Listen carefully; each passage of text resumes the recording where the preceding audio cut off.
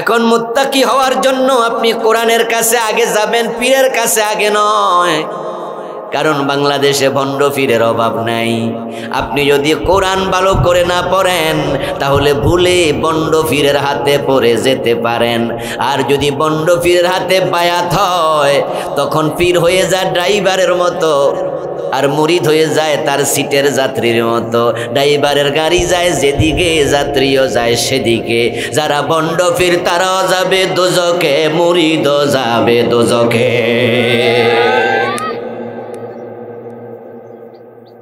খুব সাবধান, খুব সাবধান। এজন্য আমি দেখেছি যে আল্লাহ রাসূল বলছেন, মান ইবতাগাল হুদা ফি গায়রিহি আদাল্লাহুল্লাহ। যে ব্যক্তি হেদায়েতের জন্য কোরআনের কাছে যাবে না, সে অন্য কোথাও যাবে, আল্লাহ রেগে যাবে, আল্লাহ তাকে হেদায়েত থেকে বঞ্চিত করবে, ধাক্কায় সরাই দেবে। যা, তোর হেদায়েত দেবো না, তুই কোরআনের কাছে কেন গেলি না। এই জন্য ভণ্ড পীরের মুরিদরা অন্ধ হয়, হেদায়েত বঞ্চিত হয়েছে। এগুলোর আল্লাহ মোহর অন্তরে মেরে দিছে, আল্লাহ রাইগা গেছে তাদের উপর। অন্ধ কেমনে হয়, যে একটা উদাহরণ দিলে আপনি বুঝবেন। আপনি নিজের চোখে দেখলেন যে তার পীর সাহেব একবারে খোলাখুলি পর্দা ছাড়া মহিলার সাথে গল্প করে, মুরিদ বানায়। পীরের পা টিপ্পা দেয় মহিলা, বেগানা মহিলা। এমন ঘটনা বাংলাদেশে আছে। আপনার এলাকার এক ভণ্ড পীরের মুরিদ, সে নিজের মেয়ে দিয়া, নিজের বউ দিয়া পীর সাহেবের সেবা করে। আপনি কোনোভাবে দেখে ফেলছেন অথবা জেনে ফেলছেন, আপনি বললেন যে ভাইজান পর্দা না ফরজ। তা আপনার বউ যে আপনার পীর সাহেবের পা টিপে বা উনি সামনাসামনি কথা বলে, পর্দা করে না, এটা কি ঠিক? ওই ভণ্ড পীরের মুরিদ দেখবেন যে বলবে, মিয়া তোমার চোখ আর আমার হুজুরের চোখ এক না। লক্ষ্য করুন, পীর নামাজ পড়ে না, এমন প্রকাশ্য কাট্টা বেনামাজি পীরও বাংলাদেশে আছে। আপনি প্রশ্ন করবেন, তোমার পীর নামাজ পড়ে না, পীর হইল কেমনে? তখন আপনাকে বলে দেবে, এসব তুমি বুঝবা না, 5 ওয়াক্তই পড়ে, তবে মক্কা শরীফে যাইয়া।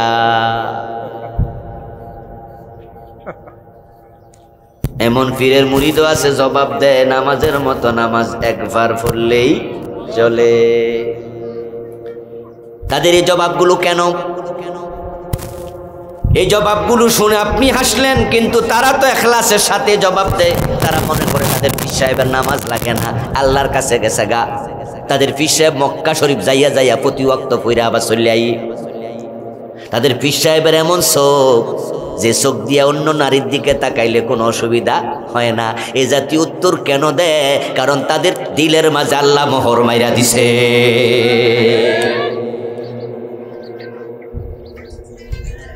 হেদায়েত বঞ্চিত হয়েছে। ও আমার দোস্ত, রাসূলুল্লাহ সাল্লাল্লাহু আলাইহি ওয়াসাল্লাম মক্কার মানুষগুলোকে ইসলামের দিকে ডাকলো। তিনি বললেন, এক খোদার কাছে আসো, এক আল্লাহকে মেনে নাও, লা ইলাহা ইল্লাল্লাহ, আল্লাহ ছাড়া ইলাহা নাই। তার রাসূলকে মারে। ইব্রাহিম নবী বলল, ওনার আগুনে ফেলাইয়া দেয়। কারণটা কি? কারণ হচ্ছে তাদের দেবতার পূজা তাদেরকে অন্ধ বানাইয়া দিছে। এই পীর পূজা এগুলোকে অন্ধ বানাইয়া দিছে। এই জন্য আপনারা অনেকে পীরের মুরিদ আছেন এখানে। হক্কানি পীর হলে মুরিদ হন, আমার আপত্তি থাকবে না। কিন্তু একটা জায়গায় ঝামেলা আছে, সেটা কি জানেননি? কোন মুরিদের কাছে তার পীর বেহক্কানি নাই। মুরিদ পিছনে হাঁটে, পীর সামনে হাঁটে, পীর ল্যাংটা। এখন আপনি বললেন, ইন্না লিল্লাহ, ল্যাংটা বেটার পিছে তোমরা হাঁটো। এই মিয়া, ল্যাংটা পীরের কাছে মুরিদ হয়? মুরিদ এবার কি জবাব দেবে জানেন? মিয়া, ল্যাংটা হইলে কি হয়েছে? উনার ভিতরে অনেক কিছু আছে, মাল আছে, মাল আছে। খেয়াল করেন আপনি, পীর সাহেব ল্যাংটা, মুরিদ জবাব দেয়, ল্যাংটা হইলে কি হয়েছে? উনার ভিতরে অনেক কিছু আছে, তুমি বুঝদা না। আর উনি লুঙ্গি ফইরা লাভ কি? লুঙ্গি তো মানুষের সামনে পড়বে, উনার চোখে তো দুনিয়া আমরা মানুষই না। কারণ আমরা সুদ খাই, গোশ খাই, হারাম খাই, কত কিছু করি। এজন্য আমরার দিকে তাকাইলে উনি মানুষই দেখে না, তাই লুঙ্গিটাই পরে না, এমনি হাঁটে। আচ্ছা, ল্যাংডার পিছে যে হাঁটে তার বিবেক আছে না বিবেক ফসে গেছে? ও বেটাও তার ল্যাংটা ফিরকে হক্কানি কেমনে বলে? যেই পীর অন্যের পা টিপা নেয়, অন্য মহিলা পা টিপে, সে হক্কানি কেমনে হয়? অথচ তার মুরিদ তার হক্কানি বলে। ব্যাপারটা হলো কোন পীরের কাছে তার মুরিদ গাইরে হক্কানি, কোন মুরিদের কাছে পীর গাইরে হক্কানি নাই। সব পীরের মুরিদরা বলবে আমার পীর এক নাম্বার। বাংলাদেশে কেউ জান্নাতে যাক আর না যাক, আমার পীর সাহেব যাইবই। এবার আপনাদের কাছে আমি একটু জানি, আসলে কি সব পীর হক্কানি? ভণ্ড পীর কি বাংলাদেশে নাই? ভণ্ড পীর আসেনি? এ বিষয়ে কারো দ্বিমত তো নাই। ভণ্ড পীর আছে? তো কোন পীরটা ভণ্ড বাইর করবেন কেন? এটা সব মুরিদ কয় ল্যাংডাটাও নাকি হক্কানি, এর ভিতরে নাকি অনেক কিছু আছে। এবং এই ল্যাংডা মারা যাওয়ার পরে মাজার বানায় ফেলে, এমন আছে না? আচ্ছা, মাজার বানাতে টাকা লাগে না? একটা মাজারের বিল্ডিং বানাতে টাকা লাগে না? ওই পীরের প্রতি তার ভক্তি শ্রদ্ধা যদি না থাকতো, বেটা কি বিল্ডিং বানাই দিত? মানে হে বুঝছে যে ল্যাংডা হইলে অসুবিধা নাই, এরপর উনি হক্কানি ফিরে। তাইলে এবার গাইরে হক্কানি পীর যে আছে, ভণ্ড যে আছে, বের করবেন টাকি দিয়া। এজন্যই তো আল্লাহ তাআলা বলছেন, যালিকাল কিতাবু লা রাইবা ফীহি হুদাল মুত্তাকিন। ও মিয়া, মুত্তাকি হতে চাও, হেদায়েতের পথ পেতে চাও, কোন পীরের কাছে না, আল্লাহর কোরআনের কাছে যাও, কোরআনের কাছে যাও, কোরআনের কাছে যাও। সেই পীর পায়ে সেজদা নেয়, ওই পীরের মুখেও দাঁড়িয়ে আছে না নাই? মাথায় টুপি আছে না নাই? আপনি টুপি আর দাড়ি দেখলে হক্কানি ভাববেন কেমনে? বেটা তো সেজদা নিল।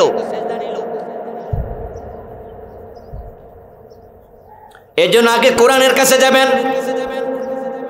এবার শুনুন আর একটি কথা বলি, যেই পীর মুরিদকে কোরআন শিখতে বাধ্য করে না, কোরআন শিখতে প্রেসার দেয় না, কোরআন শিখতে চাপাচাপি করে না, ওই পীর হক্কানি পীর না, এটাও ভণ্ড। এবার নিজে হিসাব করেন যে আমনের পীর আমনের কোরআন শিখতে কয়দিন চাপ দিছে, কয়দিন বাধ্য করছে?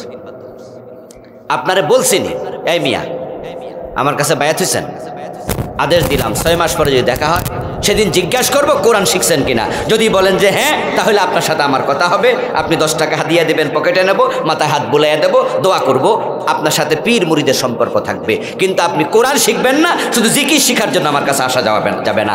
এই কথা যে পীর বলেনি, এটা ভণ্ড পীর।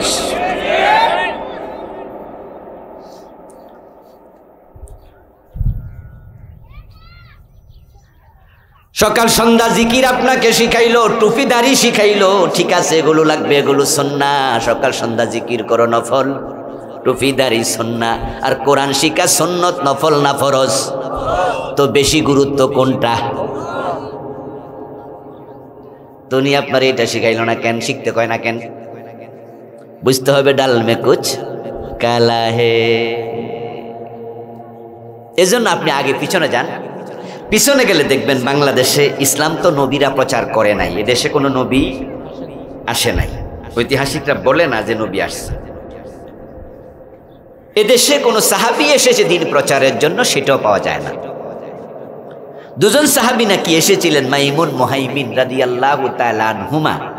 তারা ভারত যাওয়ার পথে নাকি চট্টগ্রামে বন্দরে নেমেছিলেন, 1-2 দিন ছিলেন, এরকম বর্ণনা কোনো ঐতিহাসিক দিয়ে থাকেন।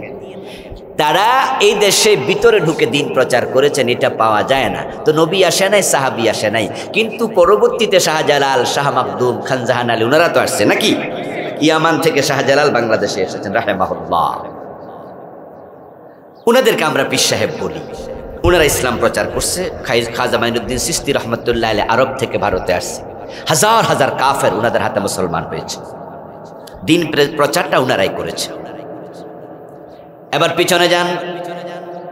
পিছনে গেলে দেখবেন যেখানে একজন হক্কানি পীর ছিল, সেখানে কোরআনের একটা মাদ্রাসা হয়ে গেছে। সসিনার দিকে তাকান, নেসারউদ্দিন রহমতুল্লাহ আলাইহি কোরআনের মাদ্রাসা বানাইছে। চরমনের দিকে তাকান, কোরআনের মাদ্রাসা বানাইছে। সোনাকান্দার দিকে তাকান, কোরআনের মাদ্রাসা বানাইছে। দামতির দিকে তাকান, কোরআনের মাদ্রাসা বানাইছে। আবু বকর সিদ্দিক রাহিমাহুল্লাহ ফুরফুরাতে কোরআনের মাদ্রাসা বানাইছে। সব হুজুর একটা একটা মাদ্রাসা বানাইতো, কারণ তারা জানতো মানুষ আমার কাছে হেদায়াতের জন্য আসবে। হেদায়াত তো আমার হাতে নাই, হেদায়াত তো কোরআনে, তাই তাদেরকে কোরআনটা আগে শিখাতেই হবে।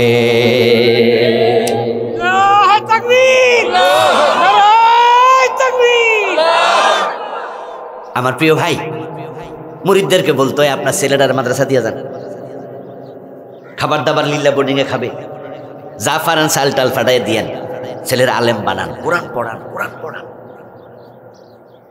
আর এখন পরবর্তী প্রজন্ম দেখা যায় যে মাদ্রাসা বানানোর চেয়ে মাজার বানানোর আগ্রহ বেশি, কারণ মাদ্রাসা বানালে খরচ হয় আর মাজার বানালে পয়সা পাওয়া যায়।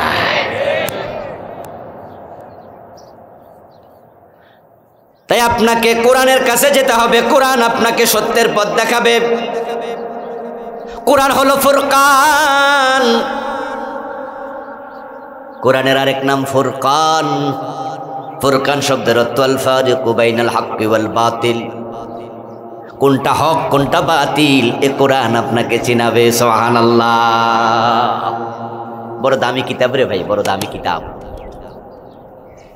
এই জন্য প্রিয় নবী সাল্লাল্লাহু আলাইহি ওয়াসাল্লাম উম্মাহকে কোরআন শিখাইছে, সাহাবারা কোরআন শিখাইছে, কোরআন প্রচার করছে। এই কোরআনটা আমাদের সবার কাছে আছে, আছে না বাড়িতে? এটার কাছে যাবেন, সবাই যাবেন এর কাছে। যাবেন না তো হাসরের ময়দানে দেখা হবে। এই চোখ সেদিন সাক্ষী দেবে, এই লোকগুলো মামলার আসামি। সেদিন আমরা আলেমরা বলবো আল্লাহ আমরাও বলেছিলাম, তারা আমাদের কথা শোনেনি। মামলাটা কে দেবে? স্বয়ং নবী মুহাম্মদুর রাসূলুল্লাহ সাল্লাল্লাহু আলাইহি সাল্লাম দেবেন। এটা কোরআনের আয়াত। আমি খুব যাচ্ছি তা নয়, আপনার সাথে আমাদের দুশ্মনী নাই, খুব যাবো কেন? আল্লাহ নিজে বলছেন ওয়াকালার রাসূলু ইয়া রাব্বি ইন্না কওমি ইত্তাখাযু হাযাল কুরআনা মাহজুরা। আরে আমরা তো সবাই রাসূলের শাফাআতের আশায় বসে আছি। আমাদের সবার মনের মণিকোঠায় একটা আশা আমরা সবাই লালন করি, হাসরের ময়দানে আমাদের রাসূল আমাদের জন্য শাফাআতকারী হবেন ইনশাআল্লাহ। রাসূলের শাফাআতের আমরা প্রত্যাশা করছি। এখন রাসূল শাফাআত করবেন এটা কিন্তু কোরআনে নাই, এটা আছে হাদিসে। রাসূলুল্লাহ বলেছেন শাফাআতি লিহালিকা বাইরি মিন উম্মতি, আমার উম্মতের মাঝে কবিরা গুনাহগার যারা তাদের জন্য আমি সুপারিশ করব। রাসূল সুপারিশ করবে এই আশা আমরা রাখি, কিন্তু কোরআনে আছে রাসূল তো আল্লাহর কাছে মামলা দিয়া হবেন বাদী। আল্লাহ রাসূল বলবেন ইন্না কওমি ইত্তাখাযু হাযাল কুরআনা মাহজুরা, ও আমার রব আমার এই লোকগুলো, আমার উম্মতগুলো, আমার কওমের লোকগুলো, জাতির লোকগুলো অমক অমক অমক আমার রেখে আসা কোরআন ছেড়ে দিছে, নিজেও পড়ে নাই, সন্তানরেও পড়ায় নাই, নিজে বোঝে নাই, সন্তানরে বুঝায় নাই, নিজে মানে নাই, সন্তানরে মানতে বলে নাই, নিজ দেশে কোরআনের আইন ছিল না, কোরআনের আইন কায়েমের জন্য এই উম্মতটা চেষ্টাটাও করে নাই। আমি মামলা দিলাম, তুমি বিচার করো।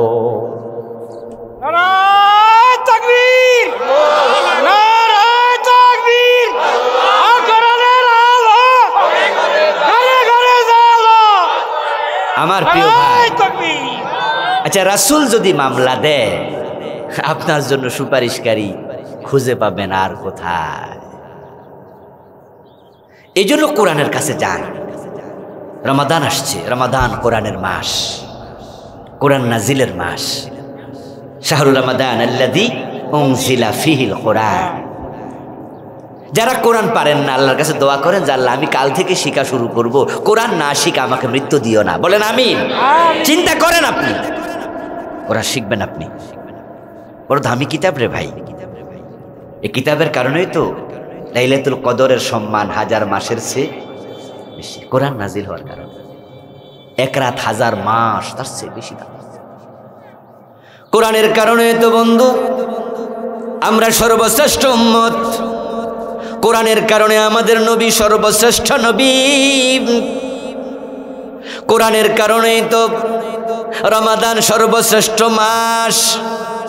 এ কোরআন যার সাথে লাগে তার দাম আল্লাহ নিজে বাড়ায়া দেয়। ইয়ারফাইল্লাহুল্লাযীনা আমানু মিনকুম ওয়াল্লাযীনা উতুল ইলমা দারাজাত। আল্লাহ বলে যারা ঈমান আনার পরে কোরআনের ইলম পেয়েছে আল্লাহ নিজ দায়িত্বে তাদের সম্মান বাড়ায়া দেয়। কোরআন শিখতে গেলে আল্লাহর ফেরেশতারা পায়ের নিচে তাদের পাখাগুলো বিছায়া দেয়। সুবহানাল্লাহ। ইন্নাল মালাইকাতা লা তাদাউ আজনিহাতাহা রিদান লিতালিবিল ইলম। আপনি ভাবতে পারেন ফেরেশতা আপনার পায়ের নিচে পাখা বিছাবে?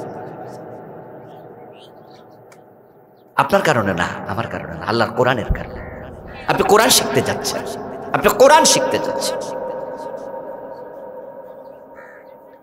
ও প্রিয় ভাইয়েরা, কম দামি কাপড় কোরআনের সাথে গিলাফ হয়ে লাগলে কাপড়ের দাম বেড়ে যায়। ওই কাপড় আর পায়ে লাগে না, মানুষ লাগলে চুমু খায়। কম দামি রেয়াল যদি কোরআনের গায়ে লাগে ওই 150 টাকা 200 টাকা রেলের দাম বাইরা যায়, পায়ে লাগে না, লাগলে মানুষ চুমু খায়। দাম তার বাড়াইয়া দেয় কে? আল্লাহ। ঠিক এই কোরআন যদি আপনার জীবনে লেগে যায়, আপনার কলবে ঢুকে যায়, এই কলবের দাম বাড়াইয়া দেবে কে?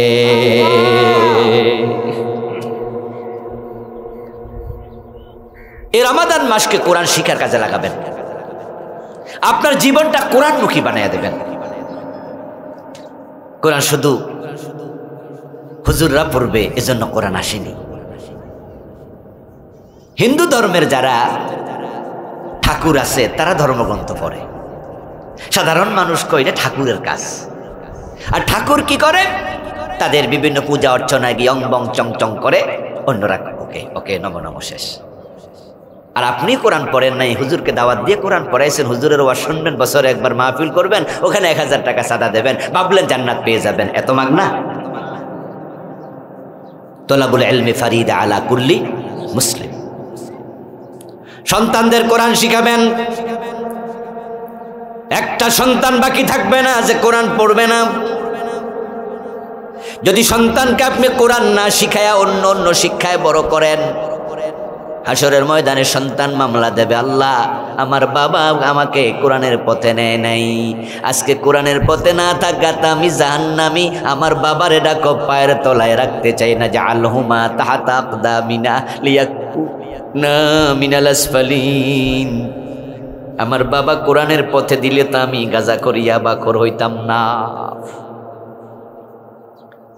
ডাক্তার বানাবেন, ইঞ্জিনিয়ার বানাবেন, কিন্তু কোরআন না শিখাইয়া, ভালো করে শুনুন, আপনার সন্তান বড় ডাক্তার হবে ঠিক, মানুষের পেট কাটবে, মহিলা হাসপাতাল নেবে, নরমাল ডেলিভারি দেবে না, টাকার লোভে মানুষের পেট কাইটা চিরদিনের জন্য অসুস্থ বানাবে, ভুলভাল ওষুধ লিখবে, কমিশন খাবে, বিনা প্রয়োজনে মানুষকে টেস্ট দিয়া টাকা পাবে, পুরা জাতির জন্য সে একজন ধ্বংসকারী জালেমে পরিণত হবে। এমন ডাক্তার এখন হাজার হাজার আছে, কারণ তার কলবে তো আল্লাহর ভয় নাই, কোরআনই তো নাই। ইন্নাল্লাযী লাইসা ফী যাওফিহি শাইউম মিনাল কুরআনি কাল বাইতিল খারিব। কোরআন নাই তো আপনার কলবটা, এটা সারা বাড়ি, ওটার মধ্যে শয়তান বাস করে, শয়তান। ছেলে ইঞ্জিনিয়ার হবে, কোরআন হাদিস শিখাবেন না। আপনার সন্তান ইঞ্জিনিয়ার হইয়া রোডের বদলে বাঁশ দেবে, পুরা জাতিরে বাঁশ দিচ্ছে, এমন ইঞ্জিনিয়ার আছে না নাই? অফিসার হয়ে গোশ খাবে, দেশের টাকা লুট করে কানাডায় বাড়ি বানাবে, বেগম পাড়া বানাবে, দেশের মানুষকে ফতুর করে ফেলবে। 6 টাকার ডিম 10 টাকা হবে, 80 টাকার পেঁয়াজ 150 টাকা হবে। গরিব মানুষ না খাইয়া চোখের পানি ছেড়ে গজবের বদদোয়া দেবে। তোমার এই সন্তান জাতির জন্য অভিশাপ হয়ে দেখা দেবে।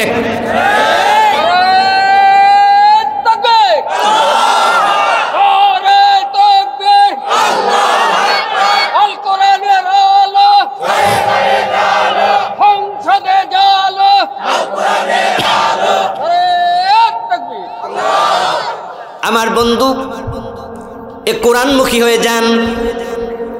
সন্তান এমন একজন আলেম বানাবেন, কমপক্ষে একজন, সবাইরে কোরআন শিখাবেন বটেই, একজনকে হলো আলেম বানাবেন, যেন আপনার জানাজার নামাজের ইমাম আপনার নিজের সন্তানই হতে পারে।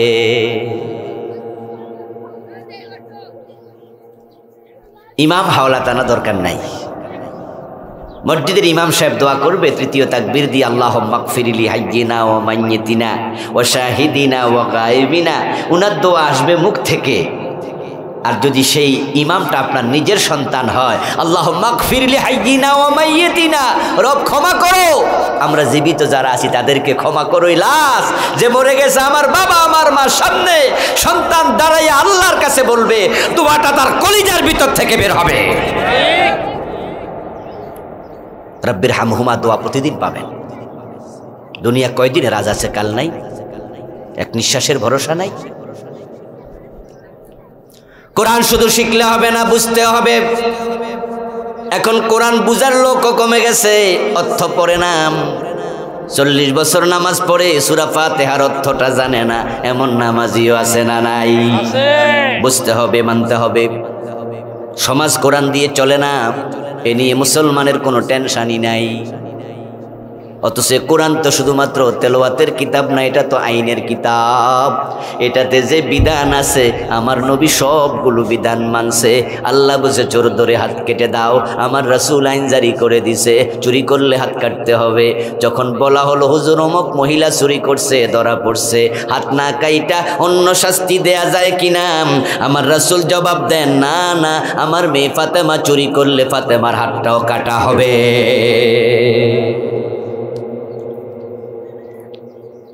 আমার রাসূল মদিনার রাষ্ট্রপতি ছিলেন 10 বছর। এ মদিনা 10 বছর নিজের আইনে চালাইছে, বানায়া বানায়া নাকি আল্লাহর আইনে চালাইছে? আল্লাহর নবী নিজে বানায়া একটা কথাও বলে না, মা ইয়ানতিকু আনিল হাওয়া ইন হুয়া ইল্লা ওয়াহয়ুন ইউহা। ওহির বাহিরে বলে নাই, ওহির বাইরে চলে নাই। কোরআন দিয়া 10 বছর চালাইছে। আবু বকর, ওমর, উসমান, আলী রাদিয়াল্লাহু তাআলা আনহুম প্রিয় নবীর ইন্তেকালের পরে 30 বছর মদিনার প্রেসিডেন্ট ছিলেন। হযরত ওমর তো অদ্য দুনিয়ার প্রেসিডেন্ট ছিলেন। হযরত ওমর মন মতো চালাইছে না কোরআন মতো? তো 52 বছরের বাংলাদেশ, 92% মুসলমান। এই 52টা বছর 71 সাল থেকে 2024 পর্যন্ত আমরাও তো চালাচ্ছি আল্লাহর আইনে না ব্রিটিশ আইনে? ব্রিটিশরা মুসলমান না কাফের? তো কাফেরের আইন মানলে আমরা মুসলিম হলাম কেমনে?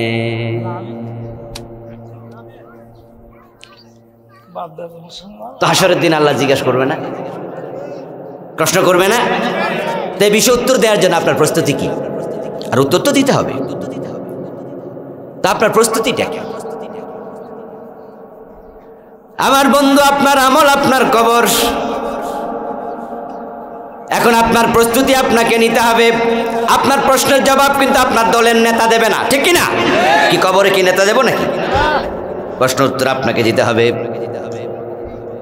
নেতা তো সেদিন ইয়া নাফসি হাসরের ময়দানে করবে। এই জন্য যারা ইসলামের বাহিরে অন্যদিকে দৌড়াচ্ছেন, আপনার দলের ম্যানিফেস্টো কোরআনের কথা নাই।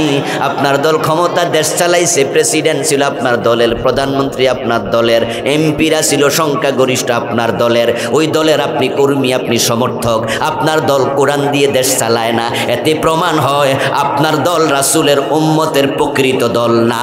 এমন দলের কর্মী হইয়া মারা গেলে জবাব দেয়া যাবে না।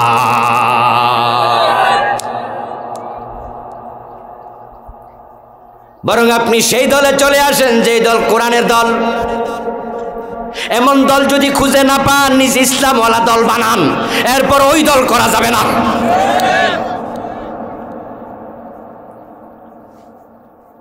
অনেকে কয় হুজুর, আপনারা হুজুর রে তো কত দল, তা আমরা কই যেতাম? আপনারা একই যান। আমি তখন বলি, দোস্ত দোয়া করেন, এক হওয়া উচিত। আল্লাহ বলছে এক হওয়ার জন্য, ওয়াতাসিমু বিহাবলিল্লাহি জামিআন ওয়া লা তাফাররাকু, ঐক্যবদ্ধ হয়ে আল্লাহর কোরআনকে ধরো, বিচ্ছিন্ন হইও না।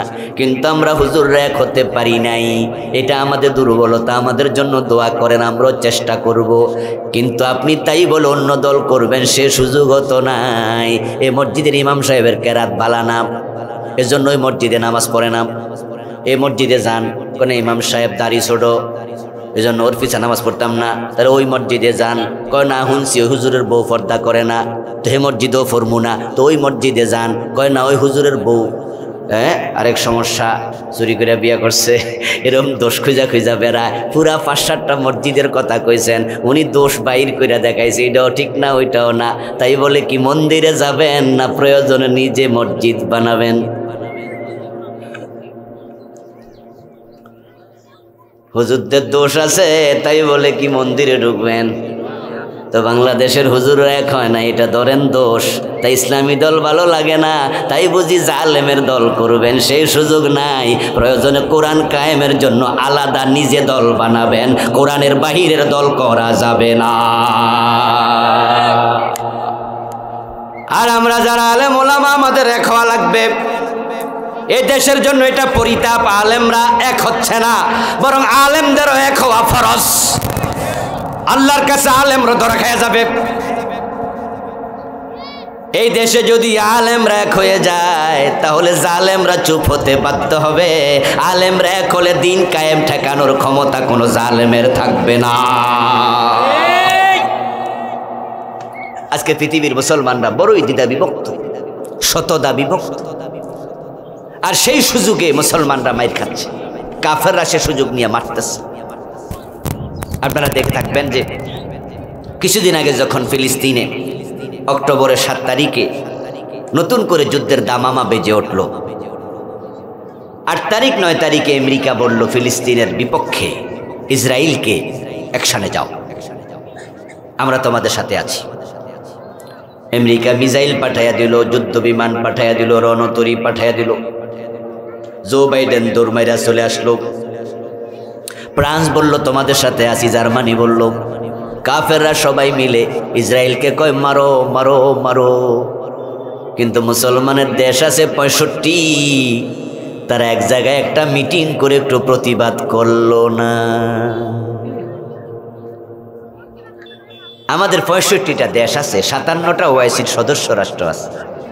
এক জায়গায় বসে তারা যদি একটা হুমকি দিত, ধমকি দিত, এই ইসরায়েল থাম। আচ্ছা, বাড়িওয়ালা যদি ঘুমায় থাকে, বাড়িতে চোর ঢুকার সম্ভাবনা থাকে কিনা?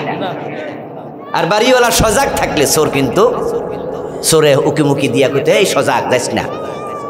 তামাম দুনিয়া 200 কোটি মুসলমান, 65 মুসলিম রাষ্ট্র নাকে তেল দিয়া ঘুমায়, ফিলিস্তিনকে মেরে শেষ করে দিচ্ছে, তারা তো আরো মারবে। এই জন্য মুসলমান ঐক্যবদ্ধ হইয়া, সজাগ হইয়া প্রতিবাদ করা দরকার আছে না নাই? এক হও, এক হও, এক হইতে পারলা না, বাংলাদেশও তাই। আল্লাহু আকবার, নারায়ে তাকবীর, আল্লাহু আকবার। দুনিয়ার মুসলিম, দুনিয়ার মুসলিম, এক হও, এক হও, এক হও, এক হও, দুনিয়ার মুসলিম, নারায়ে তাকবীর, আল্লাহু। আমার প্রিয় ভাই, আল ইত্তেহাদু কুওয়া আরবি একটি বিখ্যাত প্রবাদ, বাংলা অর্থ হলো একতাই বল। ঐক্যের মাঝে আছে শক্তি, বিচ্ছিন্ন হলে শক্তি কমে যাবে।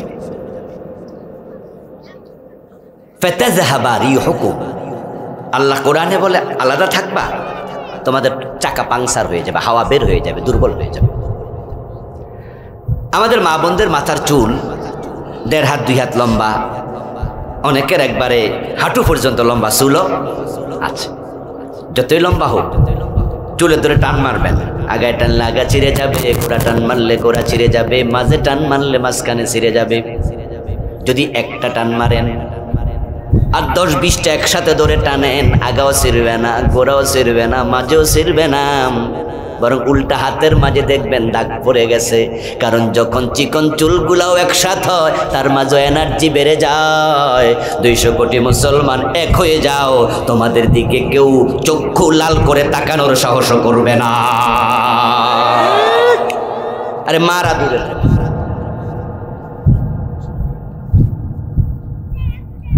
বুঝি না কথা। আচ্ছা, আমার প্রিয় ভাই, এক না হলে বিপদ, এক না হওয়ার কারণে বিশ্বব্যাপী মাইর খাচ্ছেন। বাংলাদেশে আমরা আলেম ওলামারা যদি এক হতে পারতাম, তাহলে বড় বড় আলেমদেরকে জেলখানা দেওয়ার সাহস জালেমেরা দেখাতো না। অমুক দল রে মারে, তমুক দল খুশি, অমুক হুজুর রে মারে, তমুক হুজুর খুশি। আর হেরা আস্তে আস্তে করে সবাই মারবে, আপনারেও ছাড়বে না। ডিভাইড অ্যান্ড রুল, এ হলো শাসনের রীতি, তাদের শাসনের রীতি। কুশোর ক্ষেত, আখ ক্ষেত চেনেন তো? পাহারা দেওয়ার জন্য একজন লোক রাতের বেলা থাকে, মাসাং বানাইয়া 2-3 হাত উঁচু বানাইয়া লাঠি মাটি দিয়া এনে শুয়ে থাকে, টসলার হাতে নিয়া, কেউ যেন রাতের বেলা আখ খাইতে চুরি করতে না পারে, শিয়াল টিয়াল যেন আইসা আখ নষ্ট না করে। একদিন বেটা মাসাঙ্গে শুয়ে শুয়ে দেখে 3 জন লোক আখ খেতে ঢুইকা লাঠি দাও দিয়ে আখ কাটতেছে আর গল্প করতেছে। কানে আওয়াজ আসছে, মাসাং থেকে টর্চ লাইট মারল। এই কে তোমরা?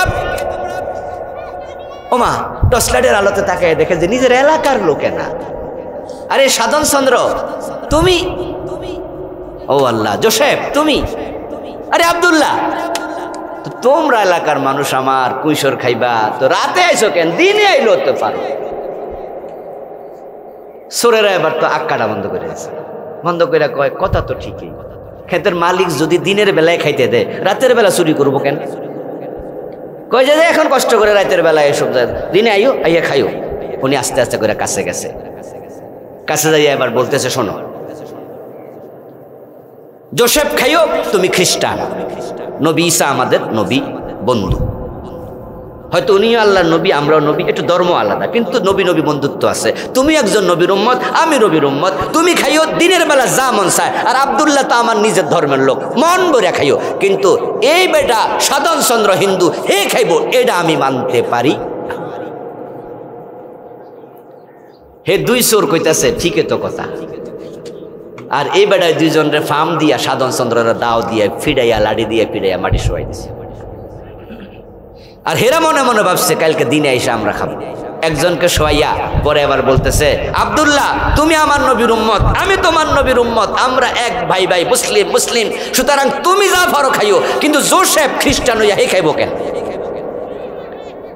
এবার হেরি ফিডাইল, ফিডানো শেষ, 2 জন শেষ। এবার 3 নম্বরে বলতেছে, আব্দুল্লাহ ইসলাম ধর্মে আছে, চুরি করলে হাত কাটো, তোর হাতটা এখন কেটে দেব। ডিভাইড অ্যান্ড রুল, আগে আলাদা করো তারপরে মারো। তাম দুনিয়ার মুসলমানরা একই কারণে মারি খায়, বাংলাদেশের আলেমরা ঠিক একই কারণে মারি খায়, একই কারণে। এই জন্য কোরআনটাকে সবাই মিলে ধরা লাগবে। আপনার সাথে আমার মতের মিল থাকবে, চিন্তারও মিল থাকবে, মাসালারও মিল থাকবে। আপনি হানাফি, আমি শাফি, উনি মালিকি, উনি হাম্বলি। ইমাম আবু হানিফা বলেছেন ইমামের পিছনে কেরাত পড়া যাবে না, ইমাম শাফি বলেছেন কেরাত পড়তেই হবে, ইমাম মালিক বলেছেন আমিন জোরে বলো, ইমাম আবু হানিফা বলছেন আমিন আস্তে বলো। আর আমরা যারা ফিকার কিতাব পড়াই, আমরা বলি 4 মাযহাবে হক। চিন্তার ভিন্নতা থাকবে, মতের ভিন্নতা থাকবে, কিন্তু কোরআনের ব্যাপারে ভিন্নতা হবে না। আমরা সবাই একজন এক এক দল করব, কিন্তু আল্লাহর কোরআন বাংলাদেশে লাগবে, সংসদে কোরআন পাঠাতে চাই, এই ব্যাপারে এক হওয়া দরকার আছে না নাই? এই ব্যাপারে আমরা এক হয়ে সামনে আগাবো। যদি আপনি না আগান, আল্লাহর সামনে প্রশ্ন আল্লাহ যখন করবে, আমার কোরআন দিয়ে দেশ চলে নাই, এ বিষয়ে তোমার ভূমিকা কি ছিল, জবাব দাও। তখন ধরাটা আপনি খাবেন। আপনার কবরে আমি যাব না, আমার কবরে আপনি যাবেন না।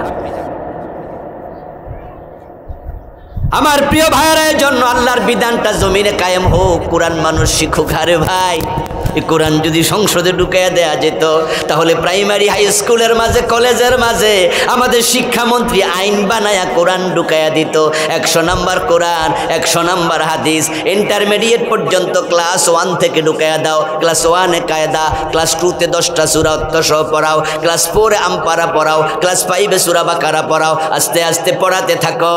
আমাদের কলিজার টুকরা সন্তানেরা ডাক্তার হবে, সাথে সাথে কোরআনের আলেম হবে, ইঞ্জিনিয়ার হবে, কোরআনের আলেম হবে। সিলেবাসে কোরআন থাকার কারণে ঘরে ঘরে বাবার জানাজার নামাজ পড়ানোর ইমাম তৈরি হয়ে যাবে।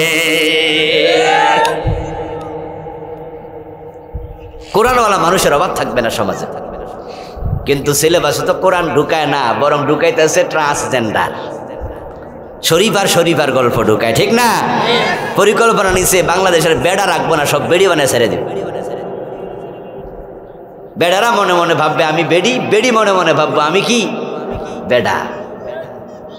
আহা, বিবর্তনবাদ ঢুকাইছে গতবার, মানুষ নাকি বান্দর আছিল। তা আমাদের প্রতিবাদের কারণে এটা সিলেবাস থেকে স্থগিত করছে। এবার আরেকটা ঢুকাইছে ট্রান্সজেন্ডার। আগামীবার যে কি ঢুকায় আল্লাহ জানে। এই ট্রান্সজেন্ডার মতবাদকে রুখে দিতে হবে। ট্রান্সজেন্ডার মতবাদ কুফরি মতবাদ, এটা সমকামিতার নতুন ডিজাইন, নতুন মোড়কে বাংলাদেশে জেনা ব্যভিচার ছড়িয়ে দেওয়ার ষড়যন্ত্র চলছে।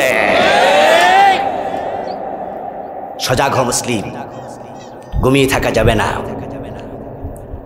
আসুন আমরা সকলে কোরআনমুখী জিন্দেগি গঠন করি, সন্তানদের কোরআন শিখাই। রাজি আছেন তো ইনশাআল্লাহ?